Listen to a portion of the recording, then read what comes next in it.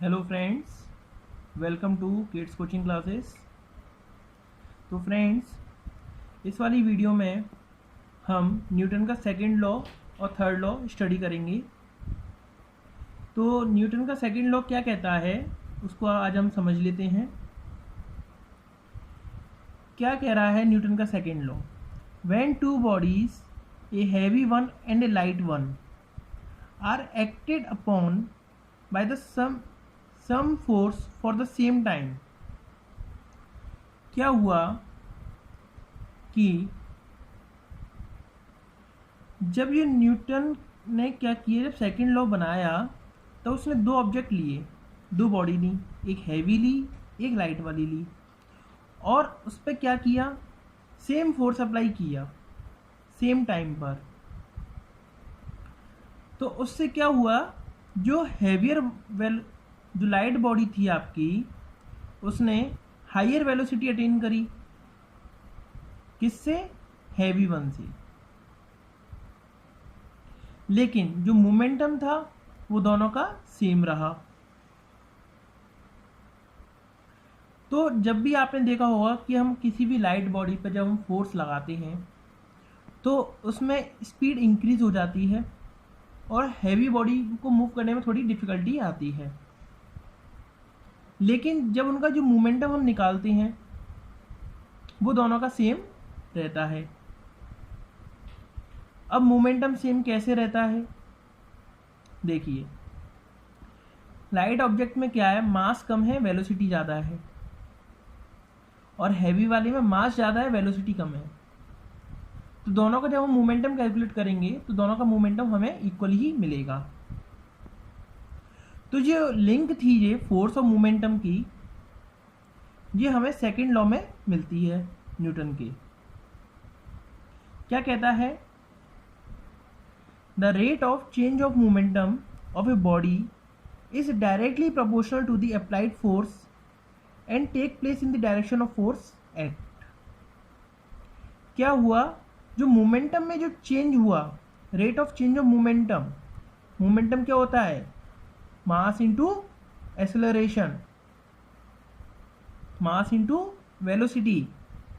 तो जो मोमेंटम में जो चेंजिंग आ रही है तो वो किसके प्रोपोर्शनल है? डायरेक्टली उसके फोर्स के।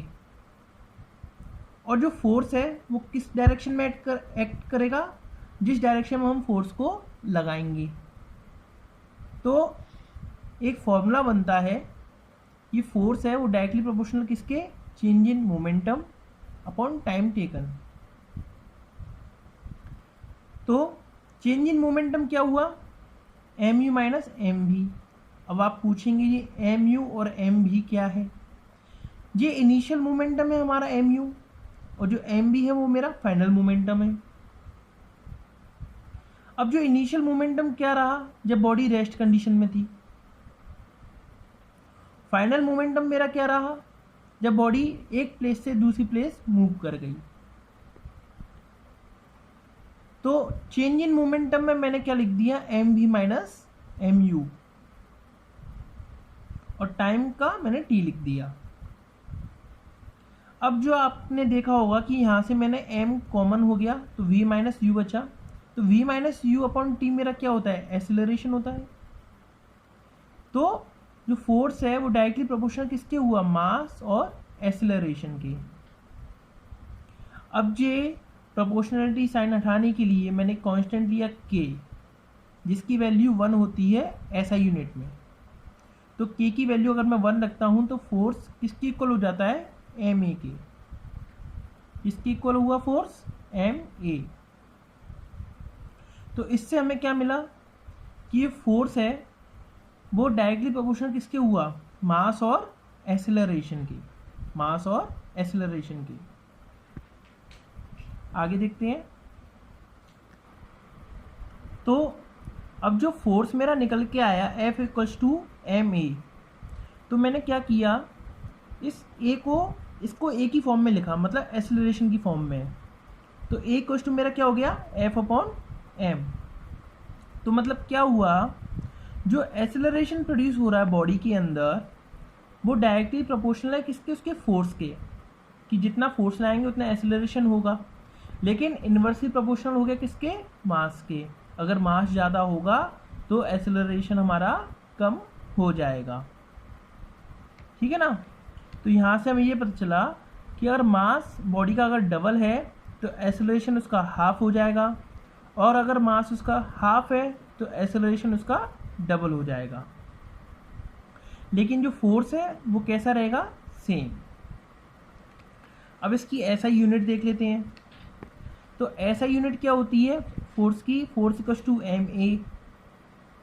तो एम हमारा मास को हम केजी में लेंगे, एक्सेलरेशन का मीटर पर सेकंड स्क्वायर, तो KG metre second square inverse. Okay friends, अब एप्लीकेशन कहाँ कहाँ हम इसको यूज़ करते हैं हमारी डेली लाइफ में, जैसे कि catching A cricket ball, the case of A high jump, the use of seat belt in car. ठीक है, ये डेली लाइफ हमारी यूजेस हैं, यहाँ पे हम सेकंड लॉ हमें देखने को मिलता है। एक न्यूमेरिकल है, देख लेते हैं। न्यूमेरिकल है हमारा, calculate the force required to impart to a car a velocity of 30 meter per second in 10 seconds from rest. The mass of the car is 1500 kg. क्या कह रहा है कि हमें फोर्स कैलकुलेट करना है, ठीक है ना, किसके लिए, कार के लिए, जिसकी वेलोसिटी 30 मीटर पर सेकेंड है, टाइम दिया हुआ है हमें, और कार का हमें मास भी दिया हुआ है। कैसे करेंगे देखिए।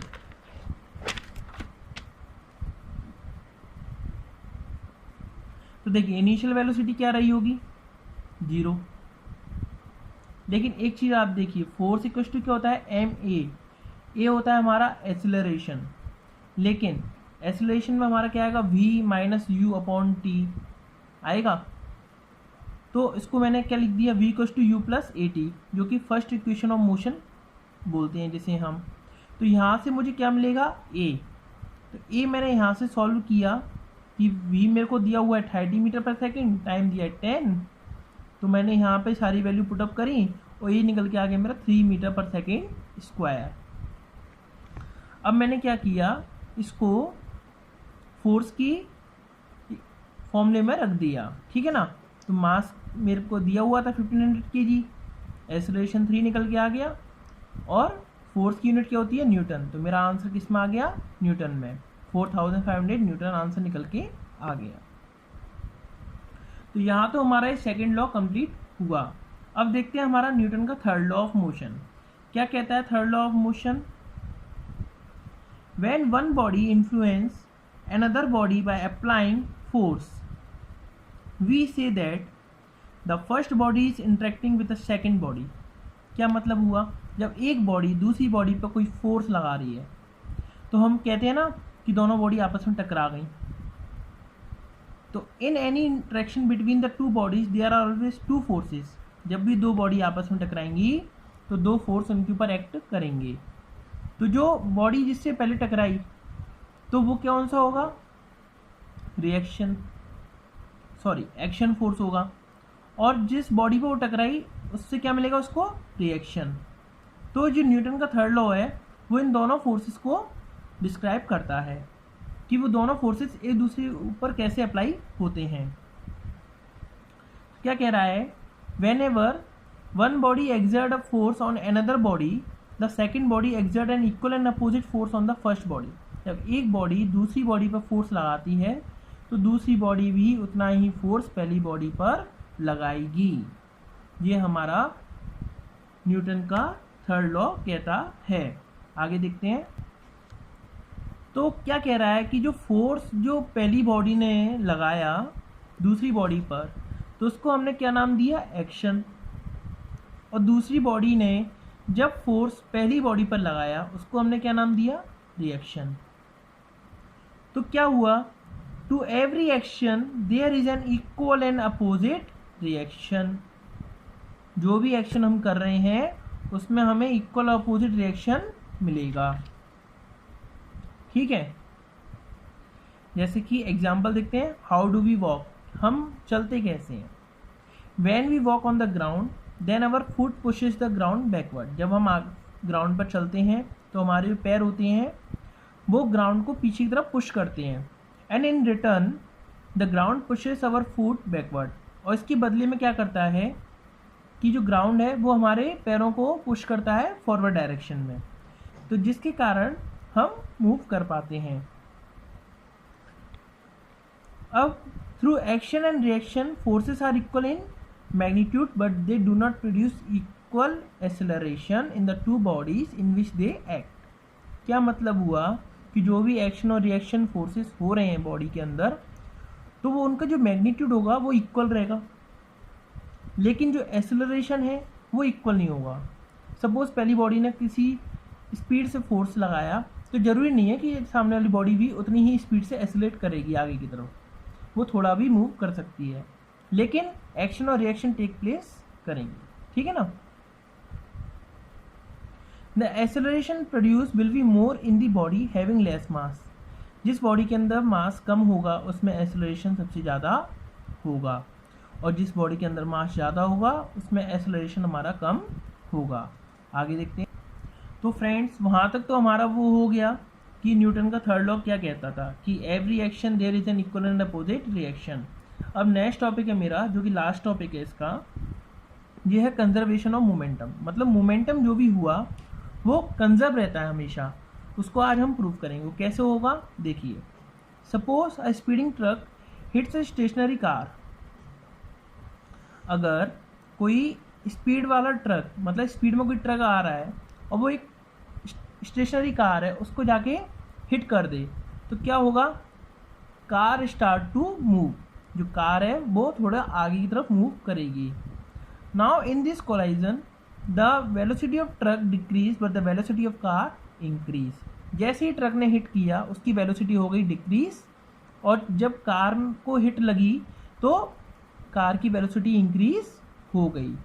Due to which the momentum of truck decrease and the momentum of car increase. इससे क्या हुआ, जो ट्रक का जो मोमेंटम था वो कम हो गया और कार का मोमेंटम बढ़ गया। तो इससे हमें ये मालूम पड़ा कि जो मोमेंटम ट्रक का था वो किस में कन्वर्ट हो गया, कार के मोमेंटम में। तो यहाँ पे क्या हुआ, no loss of momentum in the collision. ठीक है फ्रेंड्स, अब देखते हैं। When two or more bodies act upon one another, their total momentum remain constant। क्या हुआ, जब दो या दो से ज़्यादा बॉडी एक दूसरे से कोलाइड करती हैं तो उनकी जो मोमेंटम होते हैं वो हमेशा कैसे रहेंगे, कांस्टेंट, और कह सकते हैं हम उनको conserved, because no external force are acting. उनके ऊपर कोई भी एक्सटर्नल फोर्स एक्ट नहीं कर रहा होता। तो momentum is never created nor destroy. तो ये कंडीशन होती है मोमेंटम की, m1u1 plus m2u2 equals to m1v1 plus m2v2। तो इसको हम ड्राइव करेंगे कि कैसे आई। देखिए, हमने दो बॉडीज लिए, एक ट्रक ले लिया, एक कार ले लिया। तो बिफोर कोलाइजन क्या हुआ, जो इनिशियल वेलोसिटी थी वो u1 थी ट्रक की, और कार की मैंने क्या मान ली, u2। जो फाइनल वेलोसिटी थी वो v1 हो गई और कार की v2 हो गई। मोमेंटम m1 v1 हो गया और मोमेंटम कार का m2 v2 ले लिया मैंने। फोर्स F1 और फोर्स F2। आगे देखिए, अब पहली कंडीशन बनती है when truck hit the car with force F1। जब ट्रक कार को हिट करता है F1 फोर्स से टाइम t में, तो जो उसकी वेलोसिटी है कार की वो चेंज हो जाती है किसमें, u2 से v2। ठीक है फ्रेंड्स, तो जो एक्सेलरेशन निकालेंगे वो हम कार का निकालेंगे, क्योंकि मूवमेंट यहाँ किस में हुआ, कार में हुआ। तो v2 minus u2 upon T, final velocity minus initial velocity upon T. तो फोर्स हम जानते हैं मास इंटू एक्सेलरेशन होता है। एक्सेलरेशन में निकाल चुका हूँ, मास हमारा m2 कार का लेके चल रहे हैं, फोर्स किसने लगाया यहाँ पे, ट्रक ने। तो ट्रक का फोर्स क्या हो गया, F1। तो ये मेरी इक्वेशन बन गई फर्स्ट। सेकेंड कंडीशन क्या हुई, when the force F2 of the car react on the truck for the time t। अब जब ट्रक ने कार को हिट किया तो कार भी ट्रक को कुछ ना कुछ रेस्पॉन्स देगी ना। तो F2 फोर्स कार ने लगाया किस पे, ट्रक पे, t टाइम के लिए। तो उसकी वेलोसिटी u1 से v1 में चेंज हो गई। तो यहाँ पे एक्सेलरेशन अब ट्रक का कुछ ना कुछ रहा होगा, तो v1 माइनस u1/t। तो यहाँ पे फोर्स किसका लगा, अब कार का लगा।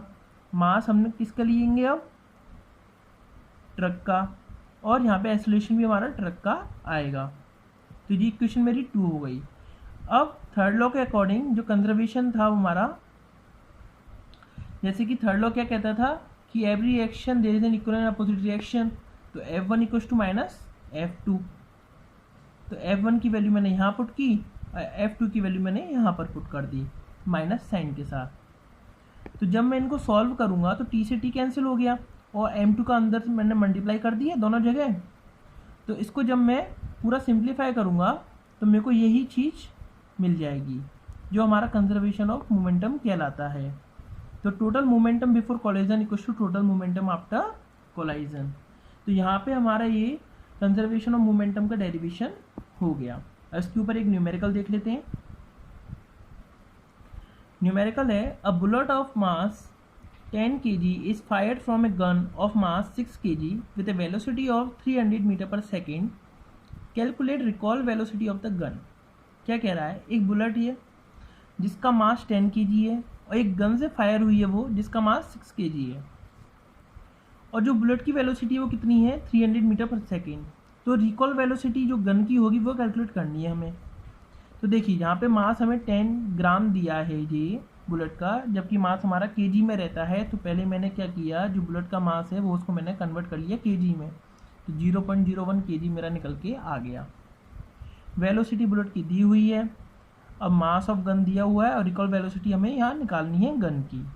क्या करेंगे, अब पहले मोमेंटम निकालते हैं, दोनों का मोमेंटम निकालते हैं, आपस में इक्वल कर देंगे, ठीक है ना। तो पहले मोमेंटम मैंने किसका निकाला, बुलेट का। तो बुलेट का देखो मास हैगा मेरे पे, वेलोसिटी है, मल्टीप्लाई किया 3 kg मीटर पर सेकेंड, ये निकल के आ गया।